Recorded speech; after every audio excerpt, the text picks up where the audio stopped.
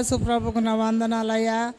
నన్ను వ్యాపారం చేసేటప్పుడు ఒక దున్నపోతును కొంటే ఆ దున్నపోతు నన్ను కోమాలోకి పోయింది, తట్టు పొడిచింది, ముక్కులమిటి నోటమిటి ఈ తలంతా మెదురు అంతా అదిరి చిట్లిపోయిన తర్వాత హాస్పిటల్ చేసిపోయినా ఏం బతకదన్నారు. ఇసాక్ పాస్టర్ గారు ప్రార్థన చేసిన తగలం తీసుకొచ్చి నాకు రాసినాక నన్ను హాస్పిటల్లో చేర్చుకున్నారు. చేర్చుకున్నాక మిషన్లో పెట్టారు. నన్ను మిషన్లో పెడితే ఎచ్చరపుట్టు వాళ్ళు తీశారు. ఎచ్చరపుట్టు వాళ్ళు తీస్తే లాంటి దెబ్బలు లేవు, ఇంక పైన దెబ్బలేను. ఇదేంది ఆశ్చర్యంగా ఉంది. అసలు ఎంతో ముక్కులమిటి నోటమిటి చెవలమిటి తలమిటి రక్తం కారిపోయింది. మరి ఏమికి ఈ లోపల దెబ్బలు ఏమి లేవు అని రిపోర్ట్లో వచ్చింది.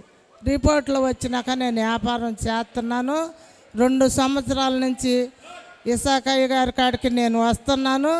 నేను వచ్చినాక కూడా బాగుపడ్డాను. బాగుపడ్డాక మళ్ళీ వ్యాపారం మొదలైంది.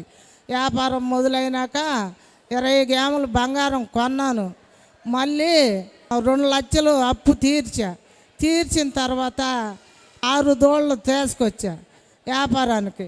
ఇసాకయ్య గారికి వందనాలు, యేసు ప్రభుకి కోటి వందనాలు.